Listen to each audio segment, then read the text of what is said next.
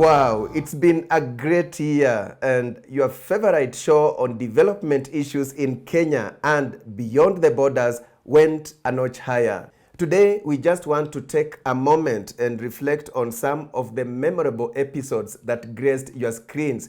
And we begin from Kisumu Dala. Do you remember this?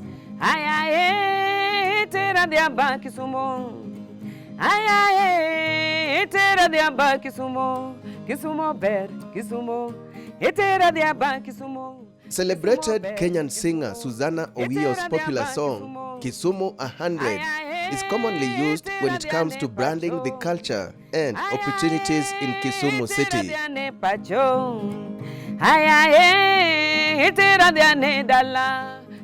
With the singer's magical voice giving the song a nostalgic mood comparable to none. The song came about when Kisumu was about to celebrate its 100-year centenary. And I remember the committee was looking for a theme song. So they approached, many musicians, to compose a theme song for the celebrations. And here I was, having lived in Kisumu, having worked in Kisumu, of course, having in terms of entertainment, because I was a dancer, I was a singer. So I had something, to talk about Kisumu. It's my city, and when that opportunity came, I came up with a song, and of course, touching on the people, the mode of transport, the type of food, the lifestyle, when you hear this song, and then encouraging also investors to invest in Kisumu. Indeed, the face of the lakeside city has changed over the years. Let me tell you, today, when my grandfather wake up from the graves, resurrect from the grave, you will be surprised, man. You will run away, say, this is not my place where I was born. They will run away. Oh, the way where you are seeing now, there is a road there, ring road. That road there was a sisal from end to other end. And that sisal was the boundary between the Nyalenda residents and the Wazungus on the other side. The highways built by the Kenya National Highways Authority have given the city a conspicuous facelift.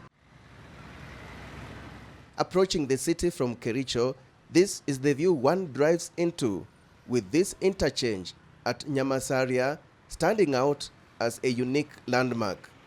From here, one can proceed straight to the central business district or join the road that connects to yet another interchange at Kondele.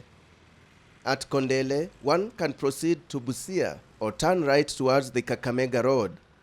A section of the Kisumu-Kakamega Highway is yet to be completed, but ahead towards Kiboswa, it's all smooth. We don't get the traffic like before, because when you are coming to Nairobi, you can decide to pass southern bus or northern bus. You reach Kisumu earlier than before. Kuna less accident ambazo watu wa pikipiki tunazipata kutokana na magari. Labda kama tuko na lane yetu, tunajua ya kwamba inafaa tutembee kwenye lane yetu.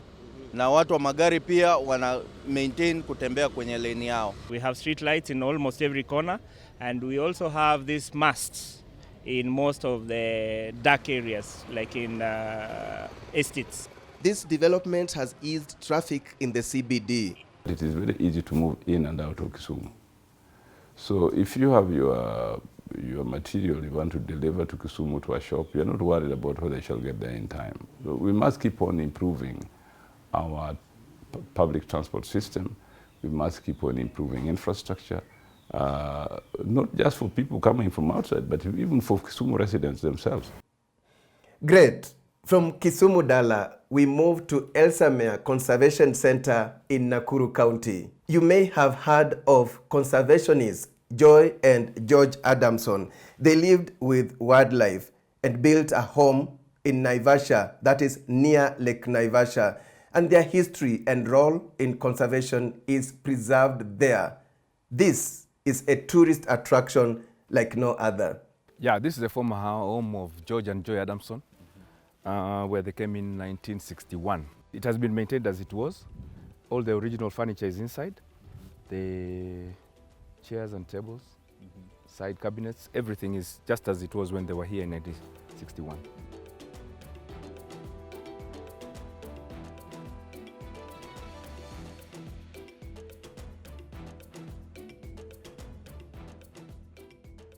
Now this is a painting of Elsa on a camp bed. This is the famous Elsa, which she had for 5 years. And as you can see, Elsa was very domesticated. And then this one is Penny. This is the last animal that Joy had. So Penny was raised here at Elsa Mia and later taken to Meru National Park where Elsa was and released there. This is the museum. This was the main bedroom, which was later converted into a museum.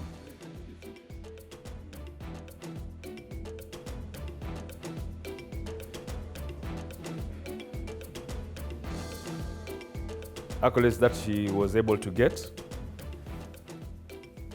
This is what is shown here by the Royal Horticultural Society.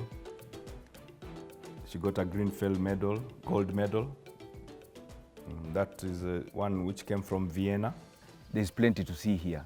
Within the area, you get more than 240 different types of birds. Unlike the hotels whereby maybe you have electric fences and things like that, here, during the day we have monkeys, we have the colobus monkeys, you have varvets, you have baboons. During the night, we have zebras crossing through the compound. We have giraffes, we have eland, we have warthog, we have dik-diks, we have all sorts of animals. Now, who comes here? I'm told mostly foreigners, especially Americans and Europeans. I had a moment with a group of missionaries from America to find out why they love Elsa Mia. Elsa Mia was introduced to us by our partner that's Kenyan. He's John Migwi. We come to Kenya several times a year, probably 5 or 6 times a year, and we go and do school ministries. We plant churches and train pastors. And anytime we're close, we try to stay here. We like what they're about, and we like the atmosphere here. I've met people from all over the world. You get visitors from Iceland, you get visitors from even the very small European countries like Liechtenstein and Switzerland and Holland and France and UK, practically everywhere. Even the leaders in United Nations Environmental Program, UNEP. We have had senior guests, even international guests, whenever they come to visit Naivasha, they would probably arrange and come in for lunch from all over the world. That's just a taste of what we found in Elsa Mia Conservation Center in Nakuru County. And what next in our year in review? Guess. Well, let me spare you the trouble. It's Seoul City in South Korea, and we were particularly impressed with the city's efficient public transport system. Take a look.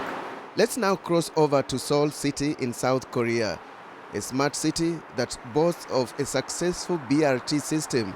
And to get a glimpse into the system, a visit at a center where traffic is controlled, monitored and managed is a must.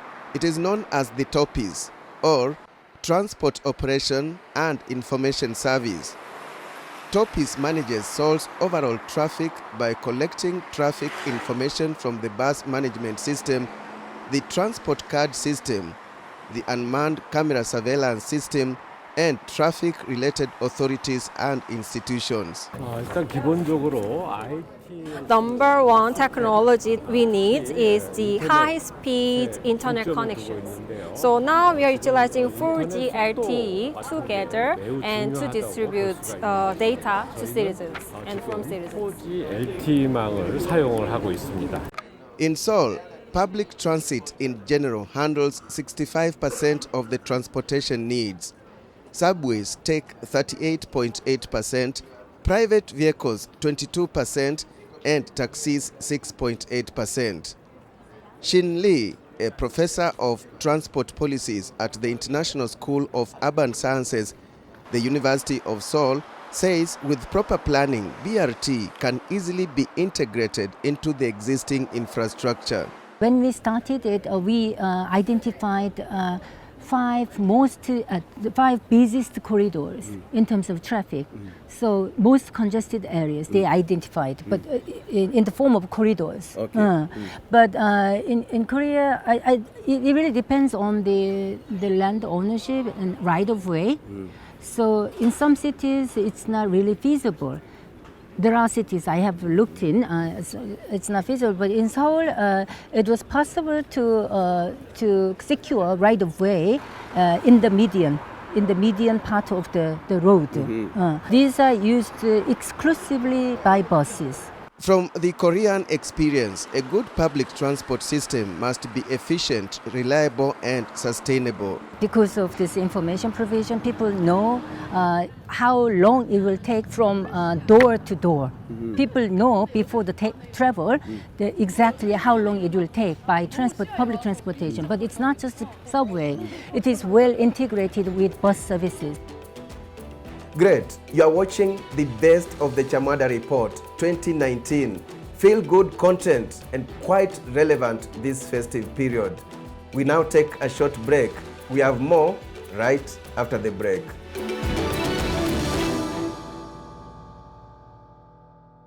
Welcome back.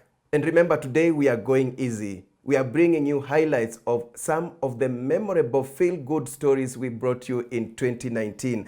And when Kenya Airways celebrated 1 year of flying to New York, we were right up there in the skies. Let's begin with this throwback. Images of the inaugural flight. And remember, it was flagged off by President Uhuru Kenyatta with a sense of patriotism gripping Kenyans. Hongera Kenya Airways, Hongera Kenya. The takeoff is etched in the memories of many, but the most nostalgic moment probably was the touchdown at the JF Kennedy International Airport.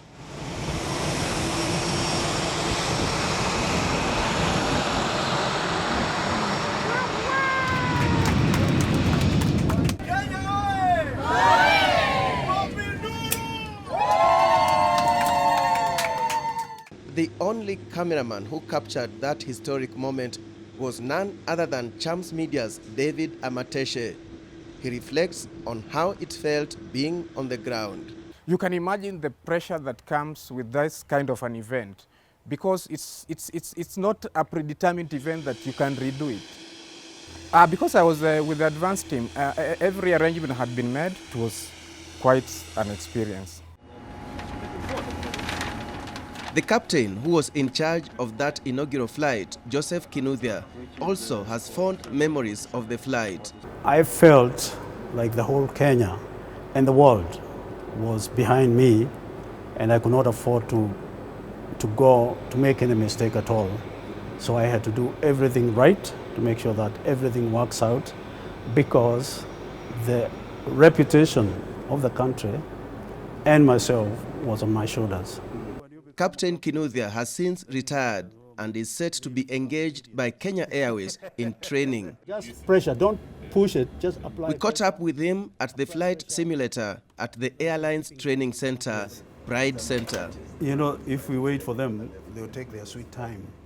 But you know, in the for the pilots who have been flying the longest Kenya Airways flight, the experience is world-class, so to speak, according to the captains and first officers on a recent KQ002 flight, the flight from New York to Nairobi. It's been an excellent experience. It's quite a lot to learn, a lot of exposure, a lot of new experiences. Before we started direct New York, we had direct China for a short time. It was approximately 10 to 11 hours flight time. And, but this was the longest and still is the longest flights I'm currently doing. This one has been very good for us, since we've been operating almost maximum number of passengers, almost full house most of the time. For me, the experience has been largely enlightening. Americans are very chilled out people, but of course with a professional demeanor. Yeah, so we are learning a lot every single day, flying with our senior captains here, and yeah, the experience has been largely good. Amid skepticism, Kenya Airways management says the Nairobi-New York route has great business potential and one of the best strategic decisions taken by the national carrier. It's the best initiative we had. It's good for business. It's good for the image of Kenya, and it's good for us in Kenya Airways that we believe that in challenging times we can still enter the most difficult market, be present and prove that we have our place on it. Interesting. And at some point we flew to Mogadishu, a city that is still recovering from the effects of conflict. But we went there to bring you the other Mogadishu, the Mogadishu that is rarely talked about, the unreported Mogadishu, in other words. This is 14th Street in Mogadishu, a street that was named so to remember the bombing that killed at least 580 people on this street on 14th October 2017. The attack is described as the deadliest in Somalia's history and also in Africa, surpassing the 2011 Mogadishu bombing that killed over 100 people. The street, one of the busiest in Mogadishu, is back to its life, indicating the resilience Mogadishu residents are known for. As late as 10 p.m., many businesses are still open. And as we sample Mogadishu at night, we come across many active playgrounds. This is a private playground owned by Jazeera Palace Hotel, and our curiosity takes us right inside the ground to find out the motivation behind this emerging sports culture in the city. We love football, we love the game. It's also healthy as well. So, some of us play, I think, 10 days in a row. That's how much we love the game. And it's also lucrative. People are making money from this. Let us now turn our attention to Mogadishu's biggest hotel, Jazeera Palace Hotel. Peter Ngutu, a Kenyan, is the manager of the hotel. I've been here now for almost a year and a half, and we've never had any incidents. Of course, earlier on there have been incidences. But the Somali people are resilient, and after any such incident, they always rise up and above it and get back to business. Yes, and it's that resilience that ultimately will make us triumph over terrorism and these other setbacks that occur in the world. Jazeera Palace Hotel is located just 300 meters from Aden Abdullah International Airport. This is a view of the airport from the hotel's rooftop. From Mogadishu, let us wind up the show again with a related story, the unreported side of Turkana County, a county that is known for wrong reasons like insecurity and famine. And you'll be surprised how its main town, Lodwar, has changed.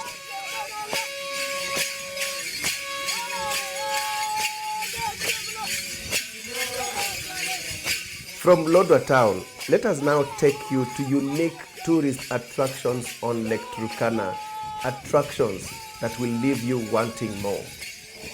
This is the main road to Lake Turkana, all maram, but some sections are sandy.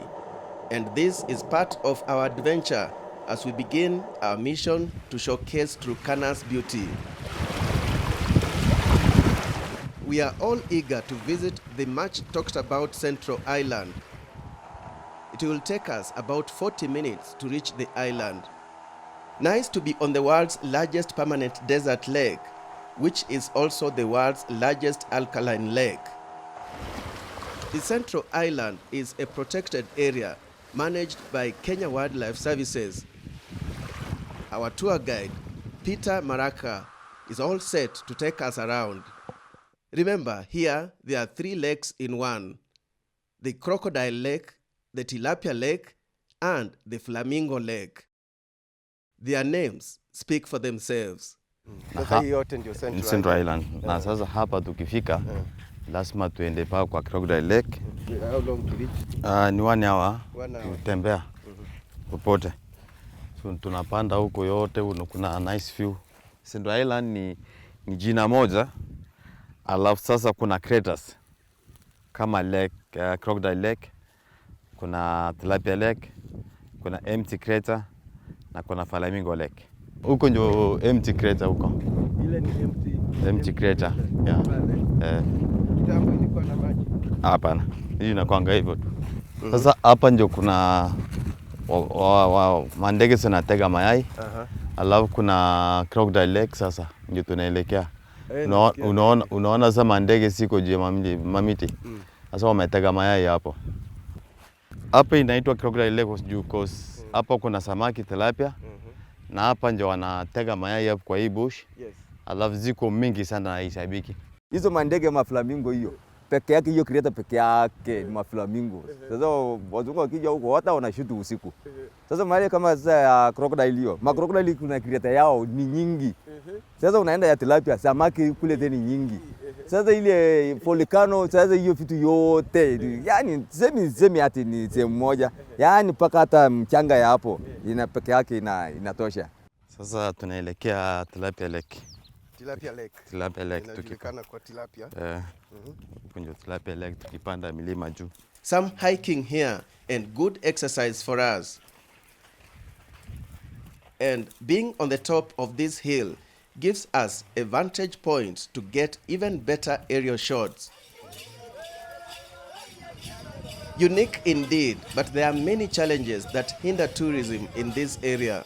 Changamoto ya utalii hapa ni transport. Ya kwanza hakuna. Alafu ya pili mahoteli pia ni chache sana. Alafu wageni naye pia wanaogopa kwa sababu vile siko chache, bei yao pia yuko juu sana. There you go. We had lots of feel-good stories in 2019, but we've managed to bring you highlights of just a few. Well, never mind, you can find much more on our YouTube channel. Yes, it's a wrap, and many thanks to our broadcasting partner, KTN News Channel. But before I say bye-bye, we have this for you from the Chams Media team. What a year. We are glad you've been with us throughout the year. And this festive period, we want to say Merry Christmas and Happy New Year.